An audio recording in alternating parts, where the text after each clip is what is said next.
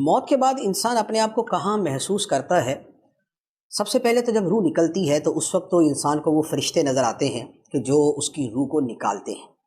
اب اگر وہ نیک ہے تو فرشتے اچھی صورت میں آتے ہیں، اگر یہ بد ہے اور اس پر اللہ تعالیٰ نے عفو کا فضل نہیں فرمایا تو پھر فرشتے اس کے پاس خوفناک صورت میں آتے ہیں۔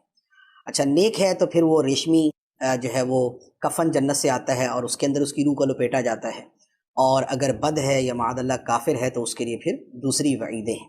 اب اس کے بعد یہ ہے کہ وہ اپنے آپ کو کہاں محسوس کرتا ہے، تو یہ فرشتے اس کی روح کو لے کر آسمانوں کی طرف بلند ہوتے ہیں۔ کسی کے لیے آسمان کے دروازے کھول دیے جاتے ہیں اور وہ روح جو ہے وہ اوپر چلی جاتی ہے، پہلے آسمان پہ، دوسرے آسمان پہ، حتیٰ کہ رب کی بارگاہ میں پیش ہوتی ہے۔ اور کچھ روحیں وہ ہیں کہ جن کے لیے آسمان کے دروازے نہیں کھولے جاتے تو ان کو واپس زمین پہ بھیج دیا جاتا ہے۔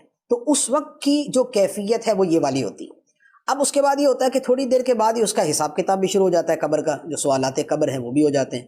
تو اس وقت وہ کیا محسوس کرتا ہے؟ اس وقت تو وہ خود اپنے آپ کو یہ محسوس کرتا ہے کہ قبر کے اندر میرے سامنے فرشتے ہیں اور میں ان کے سوالات کے جوابات دے رہا ہوں۔ پھر آگے اس کے بعد مزید بہت سی صورتیں ہوتی ہیں۔ نیکوں کی ارواح کے جدا مقام ہے، بدوں اور کافروں کی ارواح کے جدا مقام ہیں۔ نیکوں کی ارواح جو ہے وہ آب زمزم کے کنویں کے پاس، خانہ کعبہ کے ارد گرد، اور یا اعلیٰ علیین میں، اور یا اس کے علاوہ اور بہت سے مقامات ہوتے ہیں۔ شہیدوں کی روحیں جو ہے وہ عرش کے نیچے جو ہے لٹکی ہوئی قندیلیں ہیں، ان قندیلوں کے اندر ہوتی ہیں، تو وہ ایک دوسری تفصیل ہے۔ اور ادھر جو برے ہیں یا جو کفار ہیں ان کے لیے پھر مختلف مقامات بیان کیے گئے ہیں۔ سجین ہے، چاہے برہوت ہے، تو ان کی ارواح مختلف انداز میں فیل کرتی ہے۔